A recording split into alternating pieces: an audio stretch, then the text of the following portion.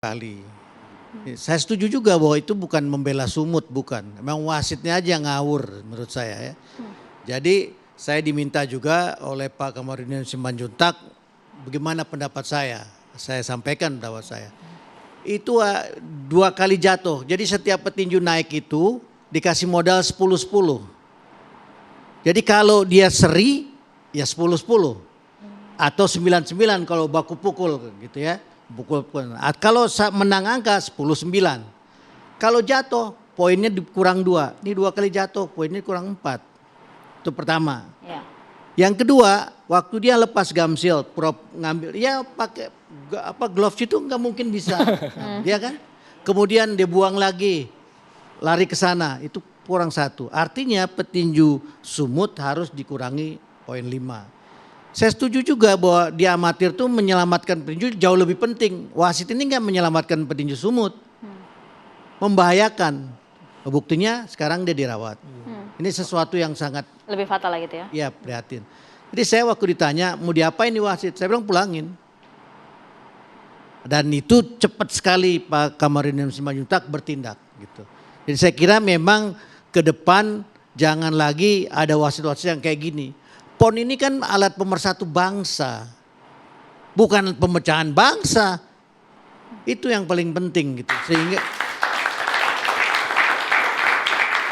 Sehingga dalam pagelaran PON ini semua bisa menikmati. Keekonomian rakyat tumbuh gitu ya. Ini jangan sampai seperti habis PON selalu ada masalah. Kita lihat Riau stadionnya jadi apa sekarang. Kalimantan Timur Palaran stadionnya jadi apa sekarang. Ini yang gak jauh-jauh nih yang baru belum lama Papua jadi apa stadionnya sekarang. Berapa anggaran yang dikeluarkan? Pak Dede tadi udah sebutkan. Ya. Jadi kayak saya kira ke depan harus kita pikirkan seperti apa. Ini cabornya juga paling dahsyat ini. 67 cabang yang dipertandingkan. Yang kita mikir nih kalau ini saya nih kalau saya. Kita pikirin lah ini bagaimana ke depan nih. Jadi PON ini menjadi satu loncatan untuk atlet-atlet kita ke SEA Games. SEA Games untuk ke Asian Games, Asian Games ke Olimpiade. Ini enggak. Atlet POM ada yang 5 kali tampil di PON. Kebayang gak Arya? 5 kali. Ngapain ya? Kan 20 tahun. Terus mau ngapain gitu. Artinya apa? Artinya enggak sesuai dengan apa yang kita harapkan. Jadi ini ke depan juga saya berharap Komisi 10 bisa lebih selektif. Misalnya PON bagi 2 aja. PON Olimpiade, PON yang rekreasi. Setiap 2 tahun. 2 tahun PON ini di mana tempatnya? Cari yang paling komplit. Jadi jangan sampai PON ini membangun sesuatu yang baru, akhirnya ketersia-sia karena nggak bisa dimanfaatkan. Kan nggak banyak kayak seperti Gelora Bung Karno. Itu aja Gelora Bung Karno, saya mantan direktur operasional di Gelora Bung Karno. Itu aja kita sulit untuk menghidupi Gelora Bung Karno. Padahal eventnya banyak di tengah kota. Itu aja masih nggak bisa gitu loh. Bagaimana lagi yang di daerah? Ini juga harus kita pikirkan. Begitu. Jadi ke depan betul-betul berharap kepada teman-teman di Komisi 10 bisa memberikan atensi yang lebih besar lah supaya ini jangan ada kesia-siaan setelah PON begitu. Iya. Karena tadi sudah disebut Komisi 10, sebetulnya begini. Kalau Komisi 10 waktu itu bikin undang-undang keolahragaan Bank Negara, mungkin kita tahu, dan kita mengatakan fokus kepada DBON. Desain besar olahraga nasional di mana yang wajib dibiayai oleh negara itu adalah cabur-cabur Olimpik. Nah jadi kalau bicara cabur Olimpik kan ada 14 cabur plus 3 tambahan ya, mungkin olahraga favorit seperti sepak bola, basket atau apalagi saya lupa ya, ada 3 tambahan. Nah oleh karena itu kita harus fokus mencari bibit-bibit baru yang nanti akan tadi dinaikkan ke SEA Games, Asian Games, bahkan sampai kepada Olimpik. Nah ini sudah tertuang di dalam undang-undang. Adapun cabur-cabur lainnya itu sifatnya adalah menjadi desain olahraga daerah, DOD. Tertuang juga di dalam undang-undang bahwa setiap daerah wajib memiliki minimal 2 cabur unggulan. Misalnya kita sebut saja di DBON tidak ada perahu naga misalnya, tapi ada satu daerah yang kuat di situ. dia silahkan, ini menjadi tanggung jawab pemerintah daerah. Nah kalau 67 cabur, pasti ada yang over tadi kan, kalau tadi dikatakan ayamnya aja overweight. Ya ini caburnya overweight juga.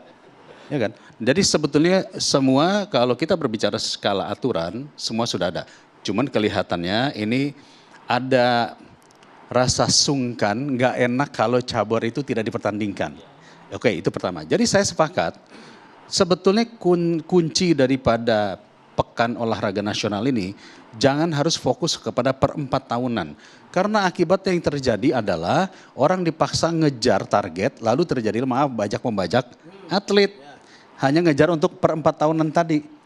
Kita harus bikin, saya sepakat yang dikatakan Bang Negara, untuk yang versi olimpiknya itu boleh 4 tahunan. Tapi ada versi yang nasionalnya, yang sebetulnya mau 67 kayak mau 75 cabur kayak itu per 2 tahun aja. Tujuannya apa? Menghidupkan event-event olahraga. Dengan makin banyak event olahraga, makin atlet makin terlatih.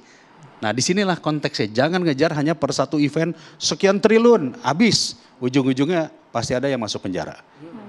Kan kita kebanyakan nih, maaf nih saya harus ngomong ya, anggaran terbesar kita itu hanya buat event, bukan buat pembibitan. Bukan buat atlet-atlet, bagaimana mereka berjuang, bagaimana mereka berlatih. Hanya buat event, selesai.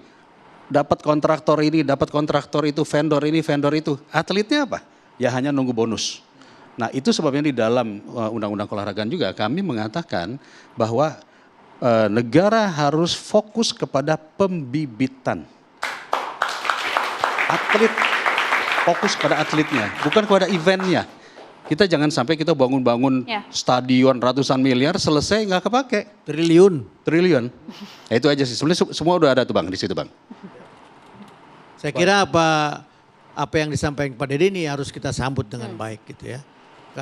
Karena memang itu jangan sampai kita pesta, habis pesta cuci piring nggak ada hasilnya. Ini kan berat gitu.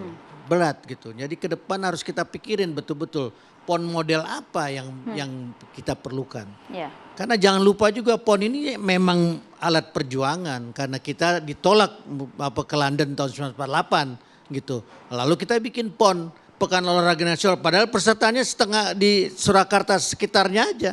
Tapi mengatasnamakan nasional. Kenapa? Kalau negara yang udah bisa menggelar pesta olahraga, artinya negara itu stabil. Itu aja sebetulnya. Semangat persatuannya itu tadi kan yang dimaksud Bang Negara. Jangan sampai PON ini jadi alat perpecahan. Itu yang paling menyedihkan. Gitu. Tapi kemarin ada adegan yang bisa dibilang memalukan di lapangan hijau. Ketika ada pemain yang sampai memukul, memberikan bogem mentah kepada wasit karena merasa dicurangi. Itu pukulannya hukanan. Nah itu dia. Hukanan dan mendarat di rahang. betul. Itu salah, betul. TKO. Nah itu dia. Iya.